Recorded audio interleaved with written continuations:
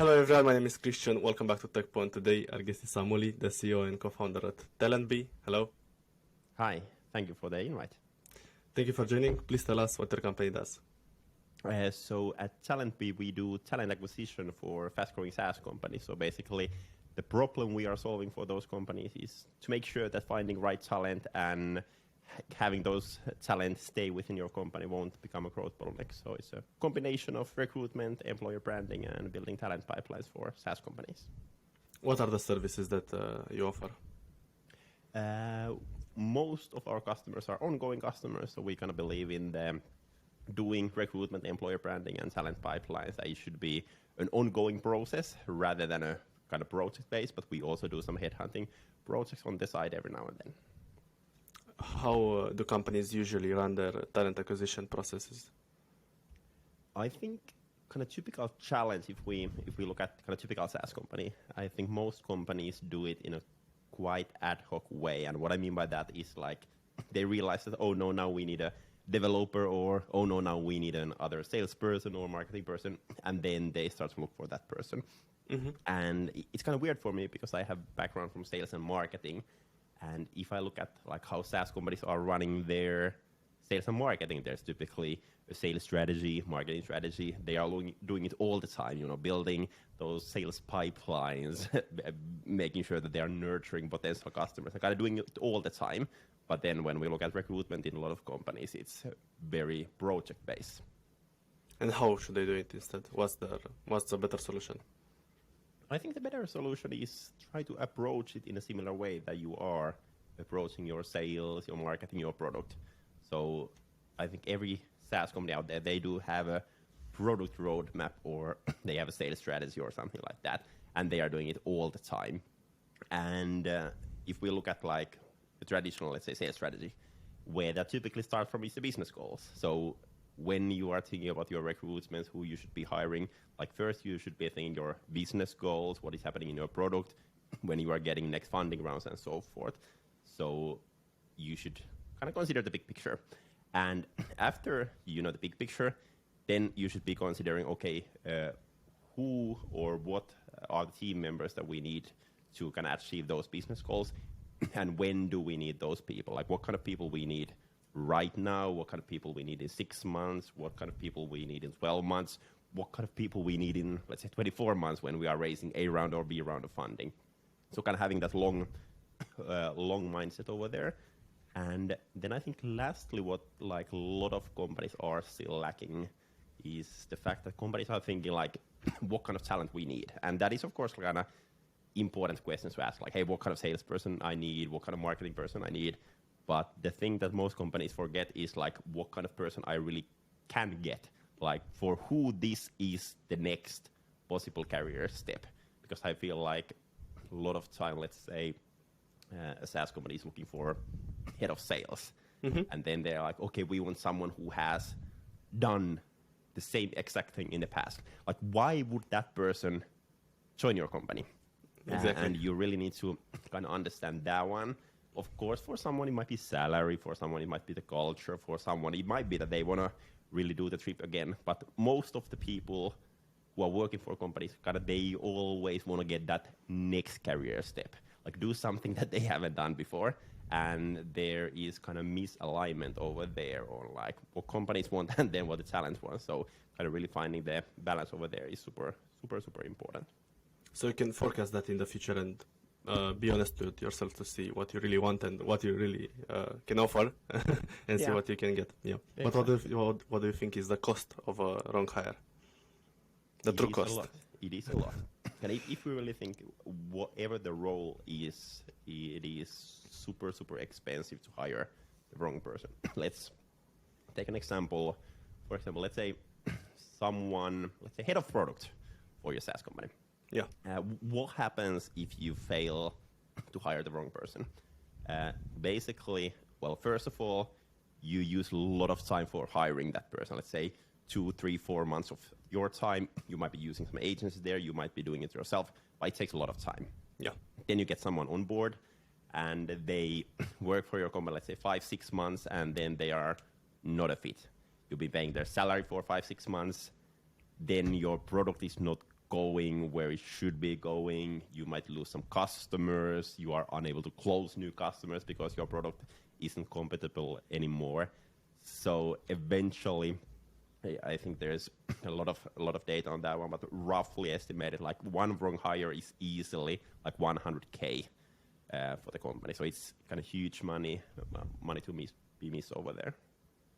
When should a company choose an agency, and when should they build an internal HR team?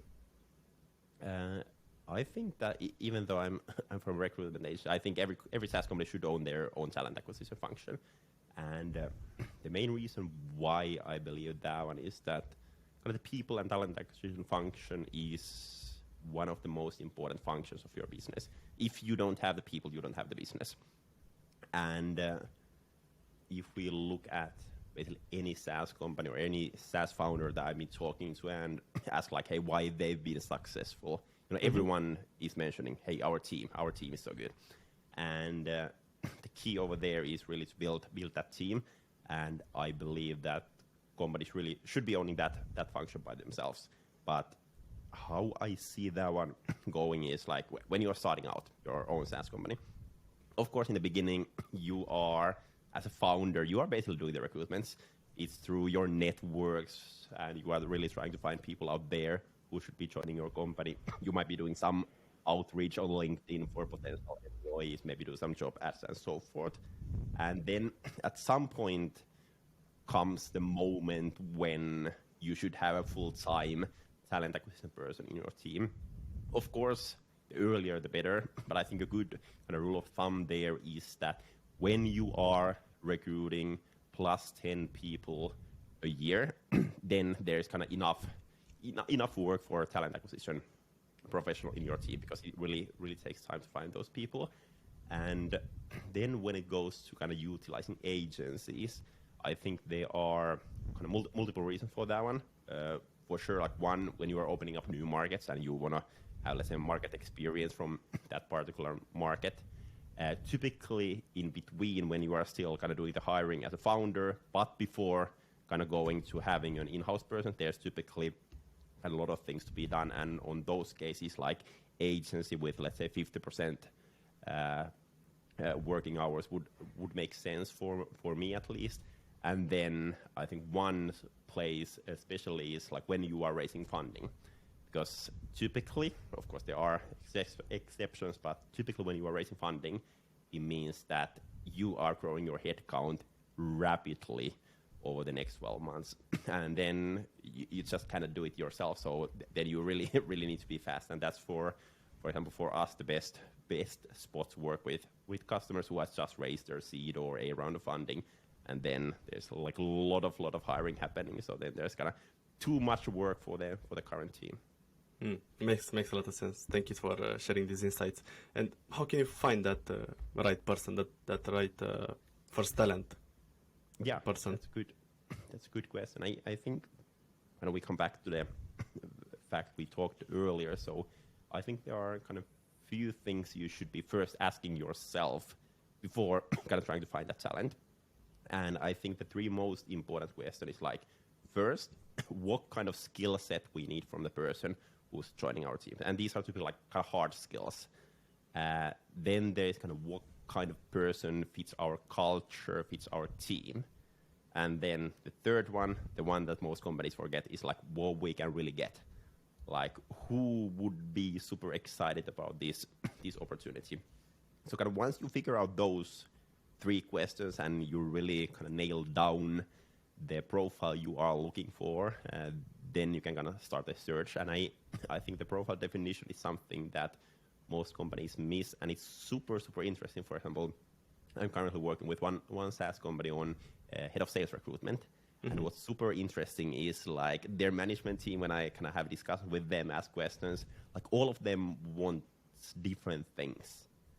And for example, when I shoot them like, hey, here's 3 candidates, like which one is your favorite? Like everyone answers the different one. And so it's super important first that everyone at the company agrees what kind of person we are looking for. And then like how to find that person. I think there are typically like few different kind of strategies, and it really depends a lot on what you are looking for. So typically SaaS companies, they do have kind of these easy to fill roles.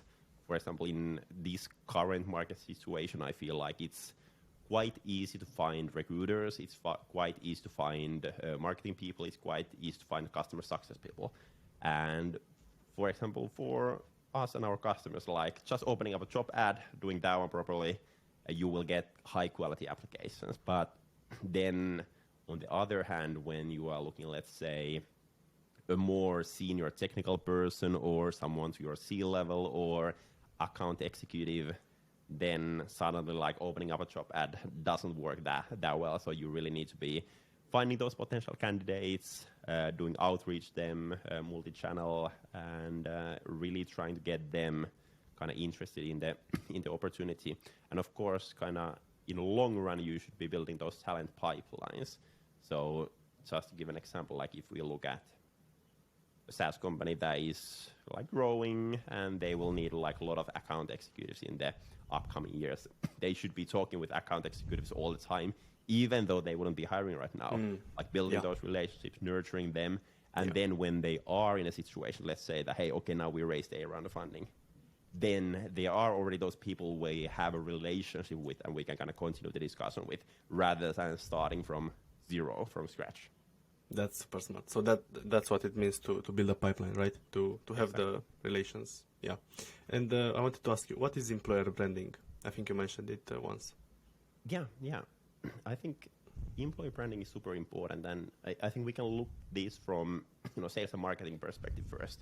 Like if we look at what's been happening in a lot of SaaS companies in the past 5 or 10 years, I feel like 10 years ago, a lot of companies were just doing sales. Like there wasn't anyone on marketing, mostly sales. And then at some point it went that a lot of SaaS companies started to invest more in marketing, maybe some lead generation, getting those inbound leads in, and then eventually brand marketing. So SaaS companies realized actually we cannot compete on features. We need to compete on brand. Like if we look at, let's say, CRM tools, there are so many. There's HubSpot, Salesforce, small players, big players, and the brand is actually one of the biggest reasons why companies might choose a kind of product. And then when we look at what is going on in recruitment, I feel like in recruitment and employer branding, the situation is similar, but it's the same that was in sales and marketing like 10 years ago. So most companies are only doing recruitment, kind of outbound sales in a way, like contacting those potential candidates. But if we look at like how people are currently changing their jobs, like people want to work for cool brands. Kind of, if you ask any of your friends, like, hey, is there a company that you would like to work someday? Like everyone knows a company. And that's basically the employer brand. And companies should be building that one all the time. And it's kind of quite similar to building your brand towards your customers, but now kind of target audience is your potential employees. And it's just really figuring out like what are your unique selling points as a company, how do you position against your competitors who you are competing against the same talent, and then just kind of making sure that you are talking about those topics, those stories on different channels, whether it's LinkedIn, Instagram, TikTok, paid advertising, events, communities, and everything like that. So that's basically how I see employer branding. That's amazing. You explained it great, and you shared a lot of value. I'm grateful. I was curious to know what is the pricing for TalentBee? Our pricing. We have actually two pricing models. So basically we have an ongoing talent acquisition as a service where our customers basically, they get a recruiter, an employer branding person handling everything regarding on their talent acquisition. The customers typically start from like roughly 3K a month upwards to 15, 20K a month, depending on like how much they are recruiting per year. And then for headhunting projects, of course, depending on the role, as we shared earlier, like finding a customer success manager is way easier than finding a VP of sales for your company. But I would say there typically projects go anything from 8,000 euros to 20,000 euros, just like roughly. And do you do it recurrently? Is it recruitment as a service, right? think you mentioned. Yeah. For the ongoing ones, it's kind of recurring, and we basically handle your talent acquisition every month, and then there are those some projects every now and then when companies like just looking help with the one role. Please tell us one use case that you liked, one case study. Yeah. I think maybe it's something that's different, or yeah. I think one of my personal favorites from our customers, it's a company called Foodello. They are actually building this kind of e-commerce platform for food waste. And basically how their platform is working, so there are stores, let's say big kind of food chains, and then they have let's say a lot of candies or energy drink or ready-made foods that is kind of close to the kind of end date, so they cannot soon sell those in the stores. And there's like lot of that, and they need to kind of get rid of that one. So they have built an e-commerce platform where B2C customers can kind of buy those products. And they are big in the Finnish market already. And now they are expanding to new markets. They just opened up, for example, Belgium and Netherlands markets. And that's actually interesting because kind of when they open up that market or those markets, what happens with your employer brand is that in Finland they are very well-known brand, and it means that it's kind of easier to get people joining your company. But when you are opening up a new market, it means that no one knows you. And over there, the employer branding becomes actually super, super important. So it's easier to find people. And they were actually one of our first customers, and still a happy customer. And in their case, the use case really was like opening up new markets, hard to get people in, and they really want to get the best possible people. And that's kind of why they have decided to invest in employer branding. Thank you for sharing. I'd love to know how competitive is this space that you're operating in. It is. What I noticed when we launched TalentBee was that there are ton of recruitment agencies out there, and ton of employer branding agencies out there. And what we noticed is that there was kind of two kind of agencies. So first there was a lot of agencies that are doing everything for everyone. So whether you're a SaaS company or consultancy or some traditional business, cleaning business or truck driving business or anything, like a lot of agencies that were doing everything for everyone. And the second thing we noticed that there was kind of agencies that were specified on certain roles. So, recruitment agencies that were doing only sales recruitments or only technical recruitments. But what we noticed, and actually one of my co-founders used to work as a talent acquisition lead in a SaaS company, and she noticed that there wasn't that many agencies that were focusing only on SaaS. So kind of recruitment agency, talent acquisition agency that could, like, first of all, understand the SaaS business, like, hey, when I'm talking about MRR or ARR or customer lifetime value or B round of funding, like what that means. And then kind of agencies that could help both with go-to-market roles and technical roles. And then thirdly, an agency that could support both in recruitment and employer branding while a SaaS company is growing to international markets. And over there wasn't that much competition, and that's kind of why we chose that focus. So all in all, recruitment market super crowded, but you really need to find focus over there. And I think it goes same for every SaaS company out there.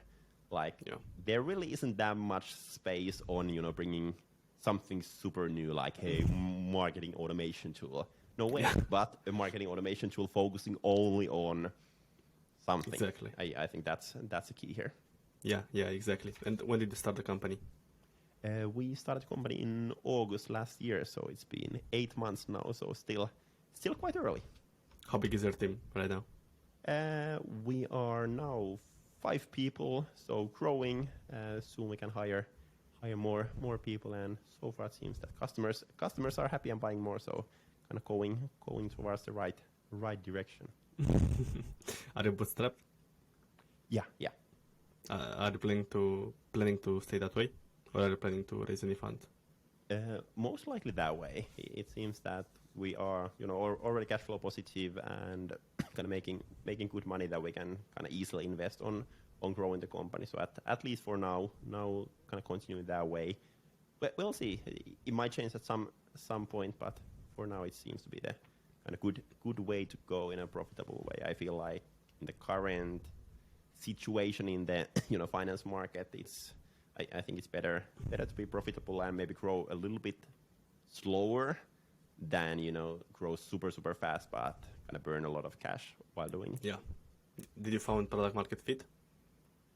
Yeah, I would say so. It's interesting because I think like I have multiple discussions with people like what does product market fit even means, and for different people it means different things. But kind of for me and kind of where I look at that one is like, first of all, like almost all of our customers are kind of coming through inbound. We are getting kind of a lot of referrals from our customers, and current customers are buying more.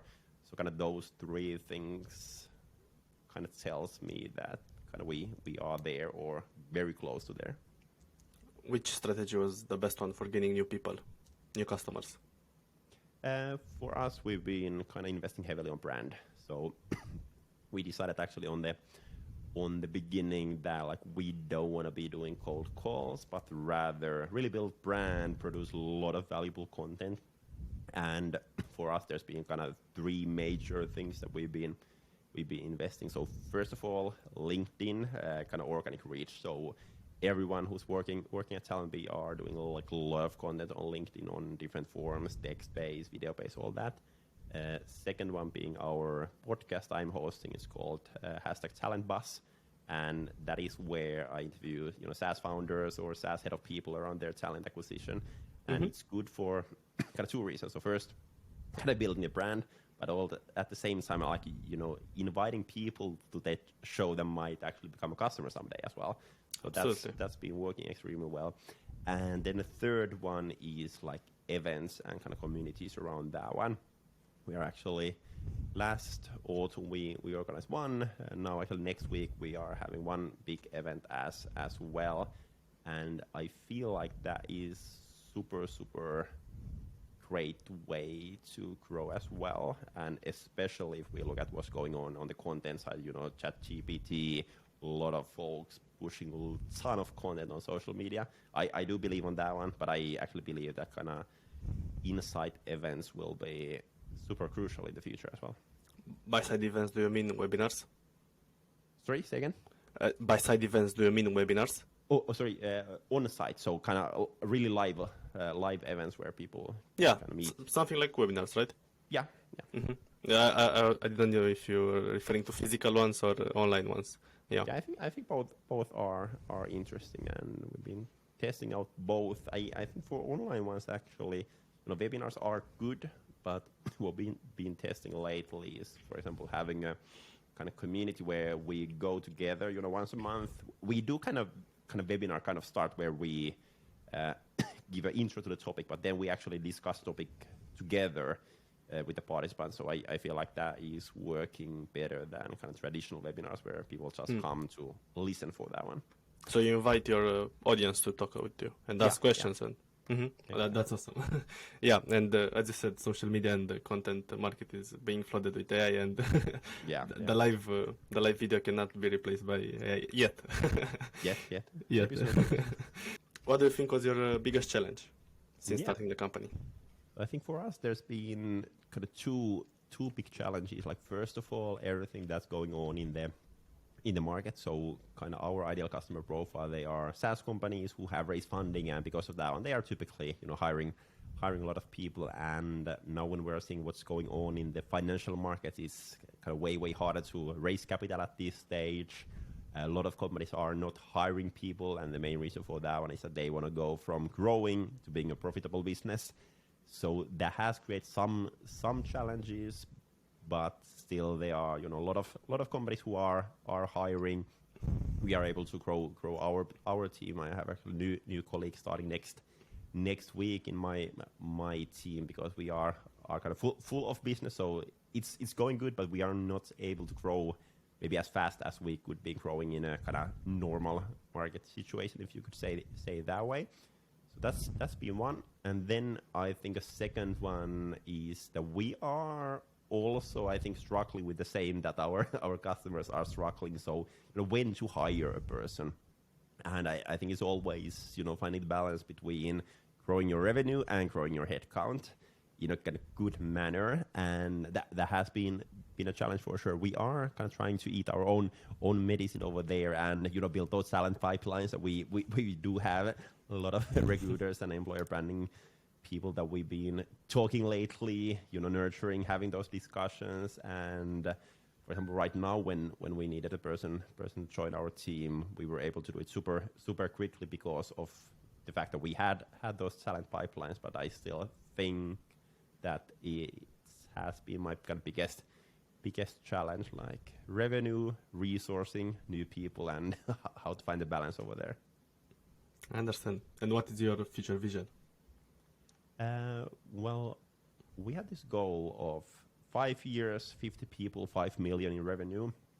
And that's basically kind of where we are going towards to. And we have two kind of main goals as a business. Like first one is to be the best possible workplace for talent acquisition professionals. And that one is, I would say, going quite good, for example, moving to 4-day work week and stuff like that. And the second one being the best possible partner for fast-growing SaaS companies in talent acquisition. So keeping those two in mind, going towards that 5 million, trying to do things in a scalable way from the beginning and go from there. That's a great vision. I love it. And I love to hear your backstory. So how you started your career? Yeah, so actually before moving to commercial side, I actually used to be a chef.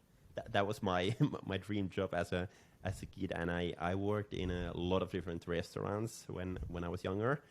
And then at some point I noticed that I was always fascinated by the business side of the restaurants. Like, hey, now when we are selling this steak for 25 euros, like how much margin we do have there and so forth. So I ended up studying business, working in real estate and banking industry for a while, and from there sales coaching, sales leadership, and now the CEO and founder of TalentBee. But it was super interesting, and it's been a super interesting journey because like I don't have background from recruitment industry at all. Of course, I've recruited people to my sales team before and so forth. But luckily, my two founders are experts in talent acquisition, recruitment, employer branding, and then I try to be the expert in our sales, marketing, financials, making sure that we are able to grow in a profitable way.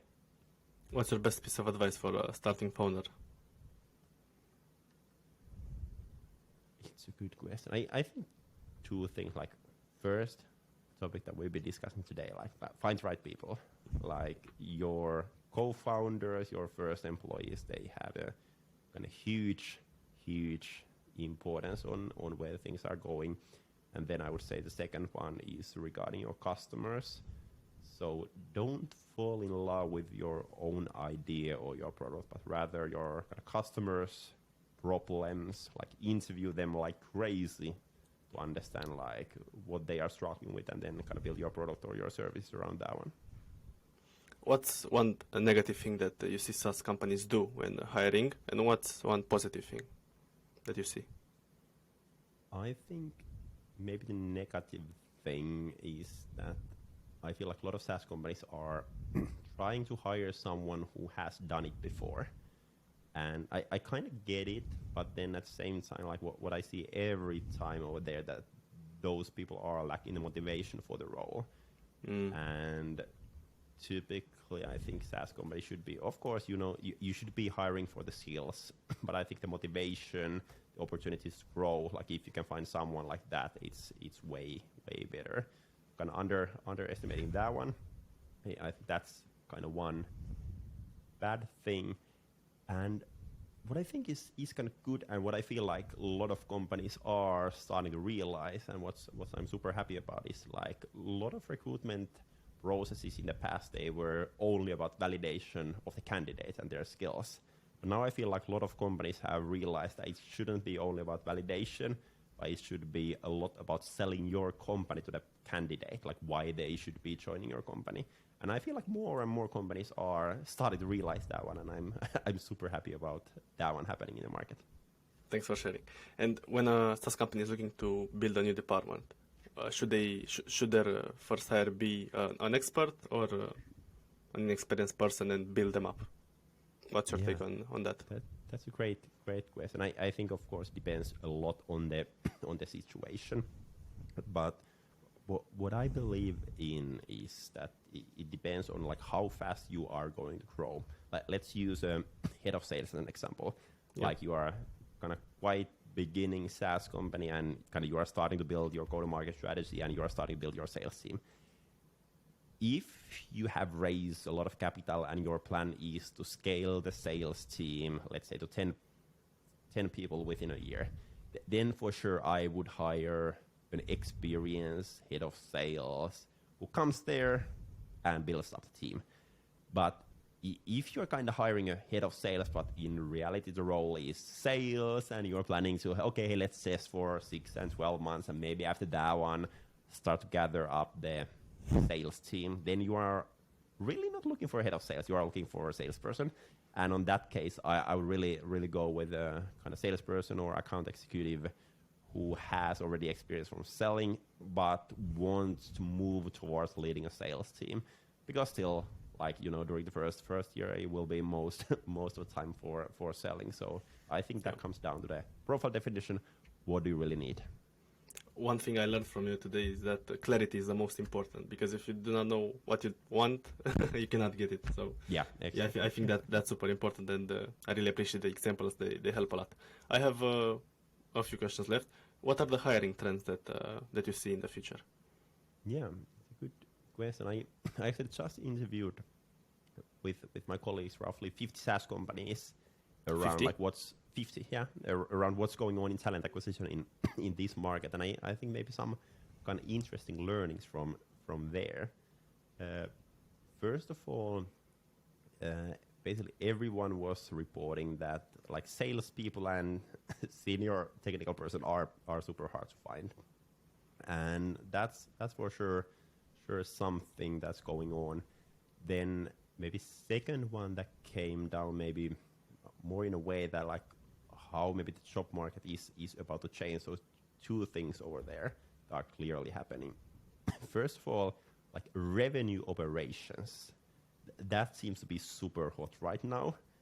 And still there are a lot of SaaS companies who don't kind of have that segment in their business at all. So I expect actually kind of revenue operations kind of roles will be the next big thing most likely.